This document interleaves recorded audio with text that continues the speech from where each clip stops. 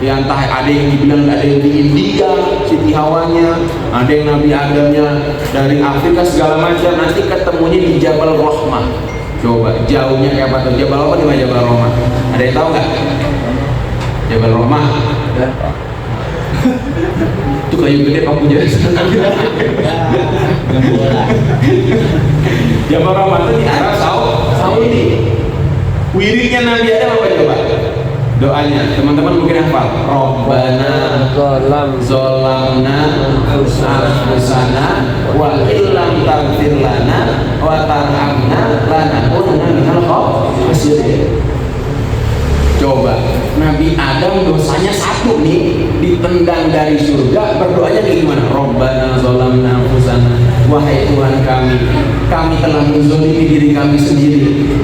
Rabbana dzalamna anfusana wa illam taghfir lana, sekiranya Engkau wahai Tuhanku enggak mengampuniku, enggak mengampuni kami, wa tarhamna, dan enggak menyayangi kami, lanakunanna minal khasirin, sungguh kami akan termasuk orang-orang yang merugi. Nabi Adam dosanya satu, tapi berdoanya seakan-akan kayak banyak. Rabbana dzalamna anfusana wa illam taghfir lana. Coba dah pikir, Nabi Adam dosanya satu, ditendang dari surga. Maka kita bisa mikir nggak kesalahan kita ada berapa? Terus kita pengen masuk surga. Nah, coba dah. Kan gak nyekut ya, Nabi Adam dosanya satu, ditendang sama Allah dari surga. Lah kita dosanya banyak, pengen masuk surga. Coba. Maka kata diriwayatkan, kita semua ini masuk surga karena rahmatnya Allah. Kalau ngandelin ibadah ini, kita bisa ngaca sama diri kita sendiri. Apakah sembahyang 5 waktu kita udah full? Apakah puasa Ramadan kita kemarin udah tuntas? Apakah kita menjalani segala perintah Allah dan menjauhi segala larangannya? Itu kita bisa ngaca sendiri tuh. Nabi Adam dosanya cuma satu, ditendang sama Allah dari surga. Kita dosanya banyak, pengen masuk surga. Maka agak nyeklak. Ya, untuk itu kita bisa mengambil intisari daripada kisah Nabi Adam bahwa satu dosa aja itu Nabi Adam merasakan kayak sudah menzalimi dirinya sendiri. Udah Allah, kalau itu doa benar-benar kita rasapi, itu rasanya itu doa benar-benar kayak pengakuan kerendahan hamba di hadapan Tuhannya. Tuh, itu kisah Nabi Adam. Nah sekarang pertanyaannya, kalau dengan definisi tadi Rasul dan definisi Nabi, saya mau tanya, apakah Nabi Adam itu Rasul atau Nabi? Nabi Adam itu Rasul apa Nabi? Tadi kan kalau Rasul, mantap gitu. Nabi Adam Rasul apa Nabi? Ada jawaban lain? Tadi kan definisinya kalau Rasul laki-laki merdeka, laki-laki yang diwajibkan Allah Subhanahu wa Ta'ala untuk dirinya dan untuk disampaikan kepada umatnya. Sedangkan Nabi laki-laki yang didapat wahyu dari Allah Subhanahu wa Ta'ala hanya untuk dirinya sendiri. Nabi Adam Rasul apa Nabi? Kalau dibilang Rasul, umatnya yang mana? Masih dinosaurus enggak mungkin, dinosaurus nggak mungkin. Nah, ulama berbeda pandangan. Ada yang bilang beliau itu seorang nabi, ada yang bilang beliau itu seorang rasul. Terus kita bagaimana? Kalau kita yakini aja Nabi Adam itu seorang nabi dan rasul, paham? Itu. Terus setelah Nabi Adam, ini kisah yang kedua, ada namanya Nabi Idris. Ya, Nabi Idris. Ada orang tadi namanya Idris? Ada. GP, ya, Idris. Oke, kalau disebut Idris, kalau kamu GP Bang Idris, sautin alaihi salam. Dekat Nabi. Itu mah doa sebetulnya ke atas Bang Idris, keberkahan, kedamaian, keselamatan, itu maksudnya. Nah, Nabi Idris ini gak panjang ceritanya. Pun juga sama, Nabi Idris diperdebatkan apakah beliau seorang nabi atau rasul. Yang terkenal dari satu kisah Nabi Idris adalah huwa awwalu man khatta bil qalam. Nabi Idris orang yang pertama kali nulis pakai kolam. Kolamnya jangan diibaratin kayak begini nih, pulpennya bukan, ya mungkin pakai pelepah kurma, ya tintanya mungkin dari air itu segala macam, ada banyak. Tapi diriwayatkan Nabi Idris itu seorang nabi yang pertama kali menulis dengan kolam. Ya, itu. Terus maksudnya kayak cerita nabi-nabi sebetulnya sekarang nih, cerita nabi-nabi. Yang ketiga ada yang namanya Nabi Nuh. Ini panjang ceritanya. Enggak panjang sih, dia panjang-panjang. Udah jam 9 kurang dulu. Ya. Nabi Nuh. Ya. Siapa itu Nabi Nuh? Nah, ini ada ulama yang berpandangan bahwa Nabi Nuh ini adalah nabi dan rasul yang pertama kali diutus. Sebab Nabi itu punya kaum, ya. Nah, Nabi itu ini siapa? Wa huwa alladhi anjahu Allah Ta'ala wa man ma'ahu minal gharqi tufan. Nabi Nuh ini adalah orang yang Allah selamatkan bersama dengan kaumnya daripada air bah dan angin puting beliung. Itu Nabi Nuh, ya. Illa ibnahu, kecuali anaknya Nabi Nuh namanya Kan'an. Ingat ya, namanya Kan'an. Itu anaknya Nabi Nuh yang durhaka. Coba, anaknya Nabi Nuh yang durhaka. Sebab dikisahkan kan saat itu Nabi Nuh diberikan waktu sama Allah untuk buat kapal, bikin kapal, wahai Nabi Nuh. Orang-orang sekelilingnya, ya, kita lanjutin dulu. Orang-orang sekeliling itu meremehkan. Lama nanti gimana ya? Musim paceklik panas, ada orang bikin kapal. Kira-kira masuk akal nggak sih? Ini musim panas nih, orang bikin kapal yang gede, mungkin lebih dari Titanic kan? Ini kapal paling gede nih, Bahtera Nabi Nuh. Dicemoohkan hatta sama istri dan anaknya. Singkat cerita, ini Nabi Nuh datanglah satu musibah, ya, air banjir bandang sama puting beliung gede, ya. Makanya banyak teori-teori zaman sekarang bahwa dulu ini nih semuanya ini daratan. Ketika zaman Nabi Nuh banyak daratan yang tenggelam, ya.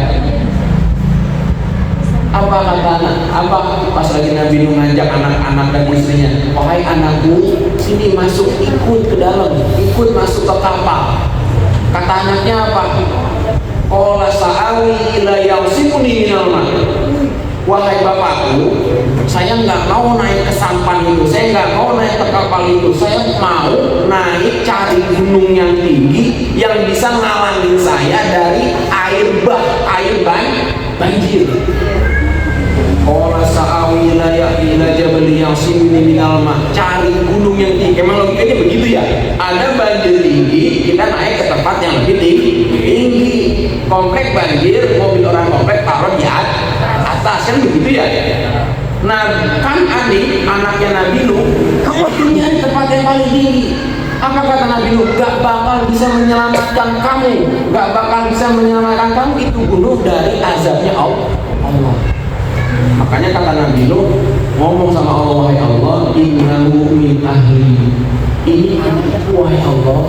Terus kata Allah apa dalam Al-Quran ini? Bahkan ulama satu-satu menyebutkan fikih, ya Nuh, innahu laisa min ahli, itu bukan anakmu.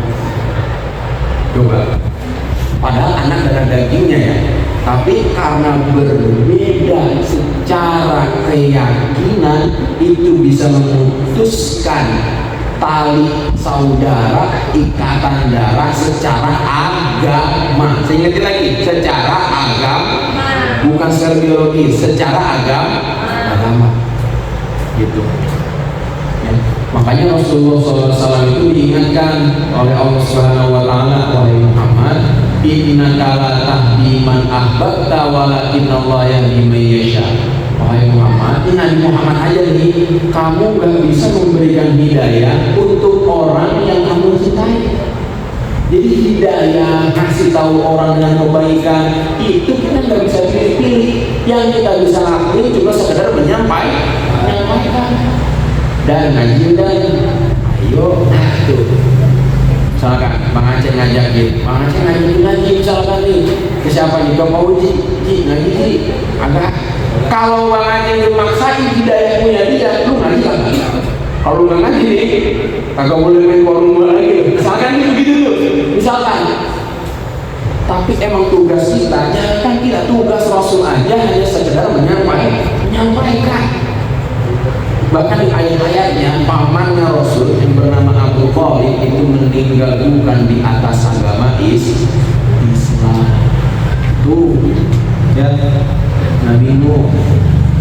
Ceritanya Nabi Nuh, anaknya, ya makanya kita kalau misalkan berdakwah ngasih kebaikan itu nggak usah memandang darah, nggak usah memandang pangkat dan jabatan kepada siapa kita menyampaikan. Yang kita sampaikan kepada siapapun kebenaran itu harus disampaikan. Nggak harus dulu kita benar. Coba deh, kalau kita benar siapa yang menyampaikan kebenaran? Bang, kalau kata jadi Bang, saya mah kagak bisa ngajakin Bang Aceh sholat. Saya nggak sholatnya bolong-bolong. Kalau ngajakin sembahyang maghrib, saya salutin. Terus sembahyang kemarin aja di warung gua dari habis johor sampai maghrib, kagak pernah berani sembahyang. Misalkan begitu, misalkan. Enggak seperti itu. Tetap aja sampaikan. Ayo, daripada ditinggalin semuanya, ya. Kata kaidah, idza la yudroku kullu la yudroku kullu. Kalau nggak bisa dapat semua, jangan tinggalin semua. Ya. Kalau ada pengajian, di sini ada pengajian, di Romdoni ada pengajian, di pengajian ada pengajian. Kalau nggak dapat semua, jangan ditinggalin semua. Berarti minimal satu dari pengajian harus diikuti. Maksudnya, ya. Itu ya. Nah itu kita bisa ambil pelajaran dari kisahnya Nabi Nuh. Terus apa lagi? Walladzi istamarra fi da'wati is'ami'atin wa khamsina aman. Nih, Nabi Nuh itu berdakwah selama 950 tahun. Ini dalam Al-Quran nih ada namanya matematika. Ya, matematika ada dalam Al-Quran. Apa kata Allah? Falabitha fihim alfasanatin illa khamsina aman. Nabi Nuh itu tinggal di antara kaumnya selama 1000 tahun dikurangi 50 tahun. Berapa? 1050. 960 tahun. Tuh, di Al-Quran nih 1000 dikurang 50. Kenapa Quran kagak ngomong aja ya? Tinggalnya 960 tahun. Kenapa harus diulang? Disebut 1000-nya dikurang 50 gitu ya. Nah, dalam Al-Quran ada matematika. Coba. 950 tahun Nabi Nuh berdakwah, bahkan diriwayatkan Nabi Nuh umurnya sampai 1000 tahun. Yang ikut nih 950 tahun berdakwah. Emang umur Nabi terlalu dan umurnya panjang, nggak kayak kita. Maka diriwayatkan Nabi Muhammad itu umurnya Nabi Muhammad itu yang paling sedikit umurnya, tapi paling gede ganjarannya dan paling awal masuk surga. Umurnya sebentar, ganjarannya paling gede, paling awal masuk surga. Dari Nabi Muhammad.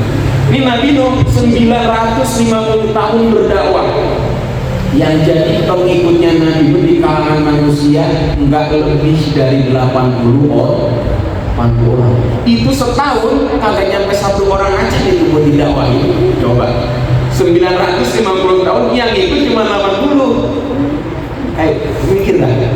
1 tahun enggak ada seorang aja yang ikut Nabi Nuh. Ya. Tapi apakah Nabi Nuh putus asa? Enggak, tetap Nabi Nuh menjalankan perintah Allah sampai datangnya perintah Allah untuk membinasakan kaum Nabi Nuh yang ingkar kepadanya, termasuk anak dan istrinya. Makanya jangan sampai kita melihat orang itu sebelah mata lantaran keluarganya kurang bagus, lantaran keluarga besarnya mungkin dipandang apa namanya derajatnya rendah, terus kita melihat orang ini biasa aja. Coba dah, ini ada istri dan anaknya Nabi Nuh, anak sama istrinya durhaka sama Allah. Tapi ada ya istrinya Fir'aun, coba. Istrinya Fir'aun namanya Siti Asia. Si istrinya Fir'aun, orang yang ngaku Tuhan, dia beriman kepada Allah. Makanya keimanan itu nggak dilihat dari orangnya siapa, keluarga mana, lulusan apa, pangkatnya apa. Karena hidayah yang benar-benar milik Allah. Ada orang yang istri, ada orang yang bapaknya aja Nabi, tapi dia nggak beriman. Tapi ada orang yang punya suami kayak Fir'aun, cuma dia beriman. Ya, enggak, ini kan itulah hidayah gitu, maksudnya hidayah. Nggak bisa kita lihat, oh berarti kalau misalkan bapaknya kiai, anaknya pasti jadi kiai. Enggak pasti. Kalau bapaknya nyolong, berarti anaknya bapaknya kalong, anaknya kampret. Bapak nyolong, anaknya nyopet. Enggak, salah itu begitu enggak. Ya, bisa jadi bapaknya mungkin nyolong, tapi anaknya berbuah kebaikan orang-orang dulu. Anaknya bisa memberikan syafaat kepada orang tuanya. Nah ini Nabi Nuh, ya Nabi Nuh. Makanya itu Nabi Nuh karena berdakwahnya selama 950 tahun, saking sabarnya itu coba. Dan ajak ini si ya dua sembahyang 7 hari dari masjid. Jangan 7 hari. Kira-kira kalau misalkan sehari, ayo besoknya ogah, besok ogah. Tetap lu mau ngajakin dia kira-kira dongkong nggak? Nabi Nuh 950 tahun ngajak orang ke jalan Allah, yang ikut cuma 80 orang. Ya, maka dari itu Nabi Nuh termasuk golongan ulul azmi. Ya, jadi tiap-tiap nabi itu diriwayatkan ada 124.000 nabi.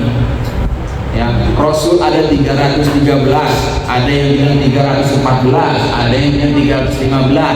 Cuman yang wajib kita ketahui ada 20-an, 25.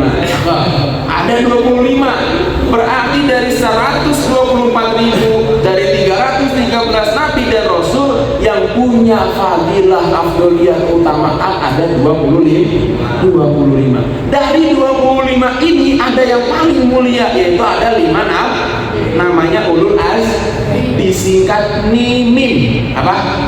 Nimim, bukan nimim, bukan nimim. Ya, M yang pertama Nabi Nuh, ya perlu diingat nih. I yang kedua Nabi Ibrahim, ya M setelah apa? Yang ketiga M Nabi Musa, Nuh, Ibrahim, Musa. Terus I lagi Nabi Isa. Yang terakhir Nabi Muhammad sallallahu alaihi. Dari 124 nabi, 313 rasul yang wajib kita ketahui yang memiliki keutamaan ada 25. Dari 25 ini dikerucutkan lagi yang memiliki keutamaan karena kesabarannya ada 5 ulul azmi. Dari 5 ini ada yang paling mulia, yaitu baginda Nabi besar Muhammad sallallahu alaihi wasallam. Karena gelaran beliau Sayyidul Anbiya, penghulunya, pimpinannya para nabi. Ya, maka dari itu ini bisa menjadi refleksi kita ya. Kalau menyebar kebaikan, memberikan tahu apa yang baik, apa yang buruk, pertama nggak usah ngelihat diri kita, itu masih belum benar. Tapi kalau misalkan kita bisa menyampaikan dengan kebenaran, dengan kesejukan, katakan. Minimal kalau ada orang yang berbuat kesalahan, jangan pernah menormalisasinya. Paling banter di hati kita tetap mengatakan itu salah. Misalkan ada orang lagi nyekek botol, gara-gara di depan kita, kok kagak enak banget ini, negor-negornya mana gue masih bocah, misalkan.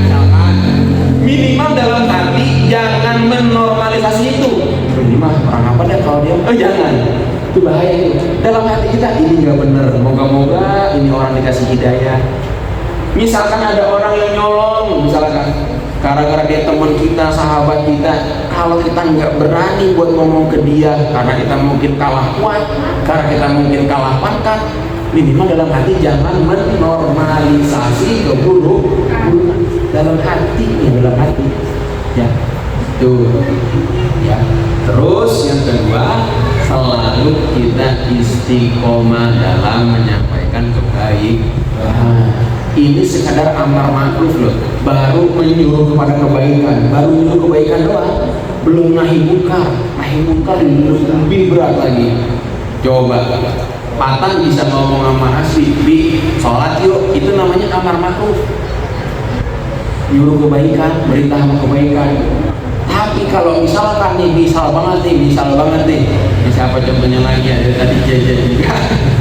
Misalkan banget nih, Paki ngelihat Mang Aceh, ya mohon maaf banget nih. Misalkan Paki ngelihat Mang Aceh itu lagi nenggak, tiba-tiba Paki bilang dia mau menaiki munkar, mau menolak kejahatan, diambil itu botolnya dilempar, jangan lo nenggak lagi. Kira-kira lebih enteng amar ma'ruf apa nahi munkar?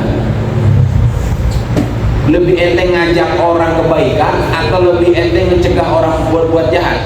Kebaikan. Lebih enteng kebaikan. Ini sekarang kita cuma hanya sekadar ngasih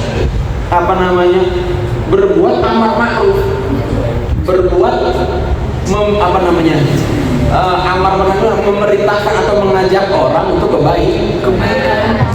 Ya, maka kata ulama, kalau diri kita tidak disibukkan dengan kegiatan-kegiatan yang halal, kegiatan-kegiatan yang faidah, maka kalau kita tidak disibukkan dengan kegiatan yang halal, niscaya kita akan disibukkan dengan kegiatan yang minimal banget anfaedah alias makruh, yang paling parah dengan kegiatan yang haram.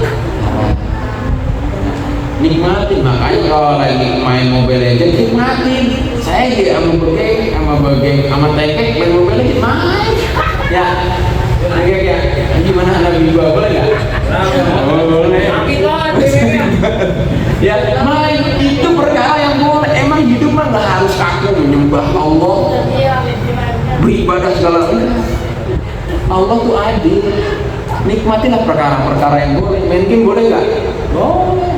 Ya, yang nggak boleh udah jelas-jelas, misalkan yang jelas nih minum khamr itu nggak boleh, makan narkoba itu nggak boleh, ya ninggalin sholat juga nggak boleh. Mungkin itu yang bisa saya sampaikan tentang kisah 3 Nabi dan Rasul ini. Pertama Nabi Ad, kedua Nabi Idris, ketiga Nabi Nuh. Itu yang bisa saya sampaikan. Mungkin ada yang mau didiskusikan. Ini kita masih punya waktu ya, kira-kira 8 menit dah. 8 menit ya, ngopi dulu.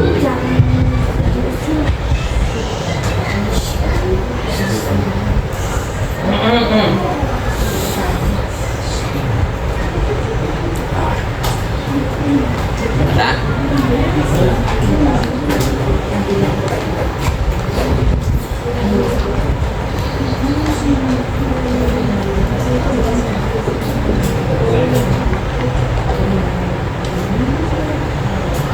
Arya kayaknya banyak pertanyaan dari waktu.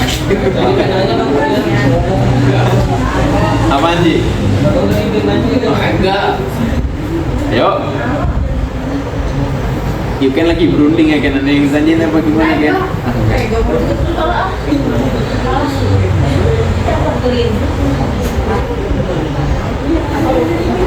Enggak ada ya?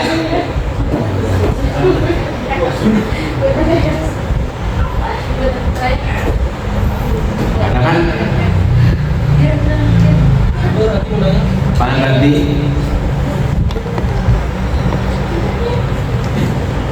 Bilang nanya pakai malu banget, nanya dulu. Oh iya, nanya. Kenapa? Atau gimana kayak paling ngaji? Aduh. Nggak apa-apa.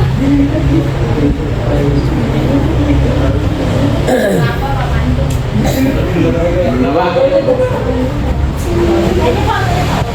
Kenapa Pak? Ada apa Pak? Malah kalau dari Kak Sofi tadi Dari Kak Sofi. Jadi pertanyaannya bukan antara dan kenapa semua Nabi dan Rasul itu laki-laki. Oh, apakah ada patriarki sih? Apakah ada kesenjangan sosial di dalamnya? Kenapa mau laki-laki? Misalkan, ini pernah ditanyakan juga ya di kampus-kampus bertanya kenapa sih semua nabi itu laki-laki, nggak perempuan? Pertama, ya, kenapa nabi itu laki-laki? Ini sesekali, ya. Secara aglabiannya mungkin satu yang pertama ini secara spiritualis ya, memang itu kehendak Allah itu yang pertama. Memang Allah ingin menjadikan nabi itu seluruhnya laki-laki, ya sah saja. Tapi ingat, ada pandangan ulama yang mengatakan nabi itu ada di kalangan perempuan. Siapa nama ibunya Nabi Isa? Maryam. Jadi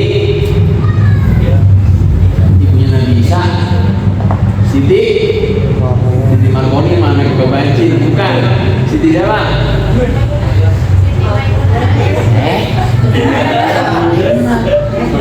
Siti Maryam. Itu ada yang mengatakan ulama bahwa Siti Maryam itu adalah seorang nabi.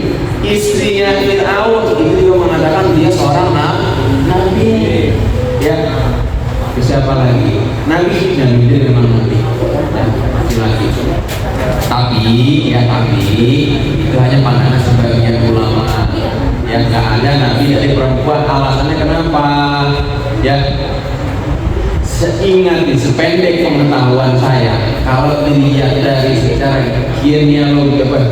biologisnya ya, dari biologisnya, kebanyakan kalau kita pikir-pikir yang kuat menghadapi masalah yang dihadapi sama Nabi dan Rasul sekarang, kalau misalkan ditimpakan kepada perempuan misalkan, yang mana perempuan itu mengedepankan perasaan,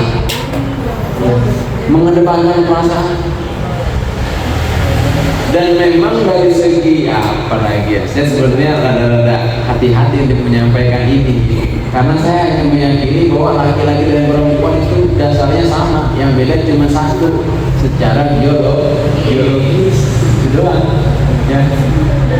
Jawaban yang paling amannya apa? Karena memang udah begitu kode dan kodanya Allah. Sehingga saya menyampaikan itulah. Tapi memang ada seperti bagian pandangan ulama yang mengatakan nabi dari kalangan perempuan itu ada. Salah satunya Siti Maryam itu nabi. Tapi ini pandangan yang lemah ya. Pandangan yang bisa ingat. Ya jangan sampai pulang dari sini. Siapa Siti Maryam? Nabi dari kalangan perempuan? Enggak. Ya terkenal di sini Siti Maryam. Seperti itu. Yang mungkin kurang memuaskan karena saya takut salah-salah kata. Ini soalnya direkam ini. Kita kalau viral bagaimana ini? Wah. Adil tidak menjunjung tinggi kesetaraan. Tidak ada lagi. Masih ada 2 menit.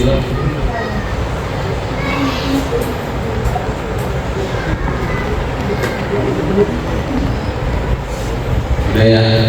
Nah, ini kita ngopi-ngopi dulu, ngobrol dulu.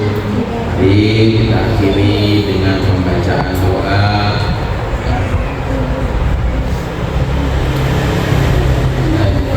Kalau tidak apa Bismillahirrahmanirrahim.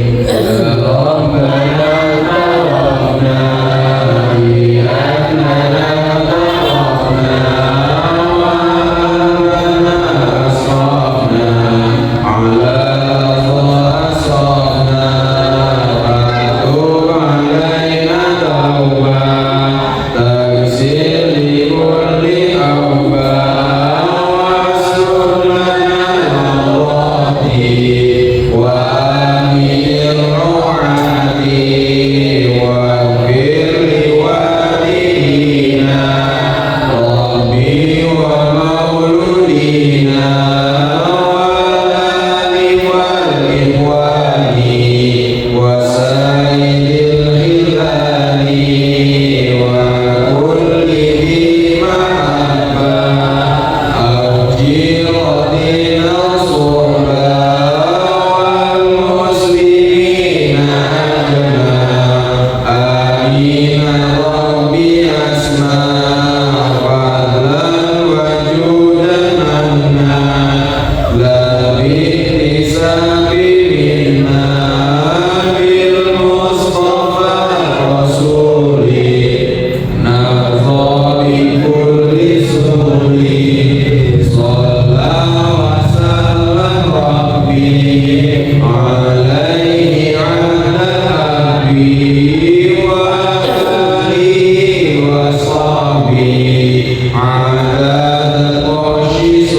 Rabbi walhamdulillahi fil bari wa tanahi walhamdulillahi fil bari wa tanahi.